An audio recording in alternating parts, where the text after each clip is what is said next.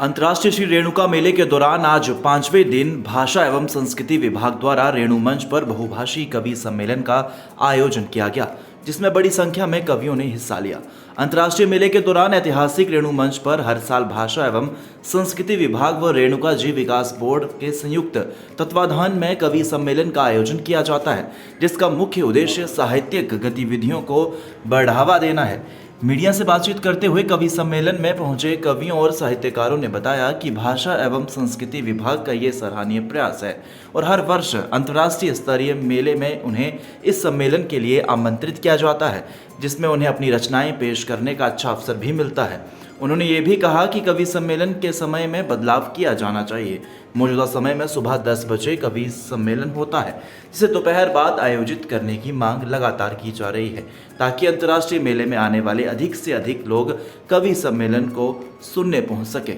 बहुत अच्छा है, बहुत प्रसन्नता यहाँ आकर के होती है। विभिन्न विचार हमें सुनने को मिलते हैं, अनेक तरह के कवि होते हैं और जैसा आप सभी देखते हैं शाम को जो कार्यक्रम होते हैं वो सभी इन्हीं कवियों द्वारा लिखे गए गीत होते हैं और उसका जो माहौल होता है वो कितना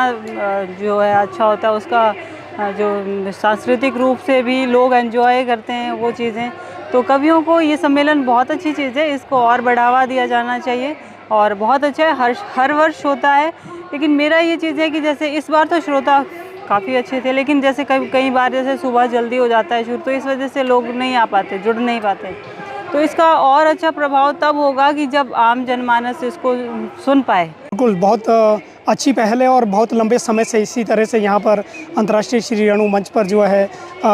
कवि सम्मेलन होता आया है, जिसके लिए हम आभार व्यक्त करते हैं जिला भाषा एवं संस्कृति विभाग का, जो जिला सिरमौर ही नहीं हिमाचल प्रदेश और ये अंतर्राष्ट्रीय स्तर का मेला है, तो अंतर्राष्ट्रीय स्तर तक के कवियों को यहाँ पर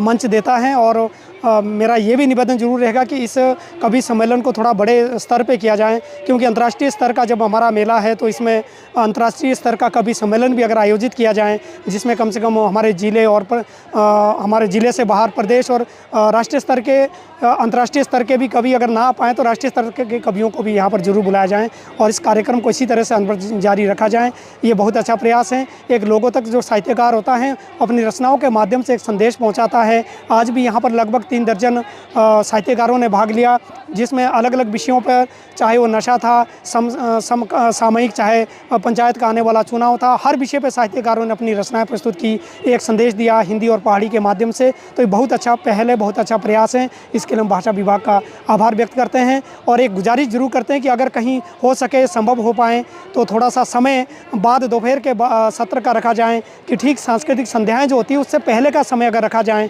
तो इसको और भी अच्छे तरीके से, क्योंकि लोग तब तक काफ़ी मात्रा में आ जाते हैं, तो और अच्छे तरीके से लोगों तक हमारा संदेश जो साहित्यकारों का हो जाएगा। मुझे लगता है कि ये साहित्यकारों की हौसला अफजाई के लिए हर वर्ष ये कार्यक्रम होना चाहिए और आज भी बहुत सारे यहाँ कवि थे जिन्होंने अपनी रचनाओं का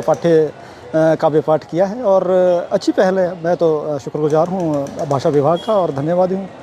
देखो भाई, देखो सर, क्या बोलते हैं, मुझे लगता है कि हमारे देश में, हमारे सिरमौर में प्रतिभाओं की कमी नहीं है और यहाँ अलग अलग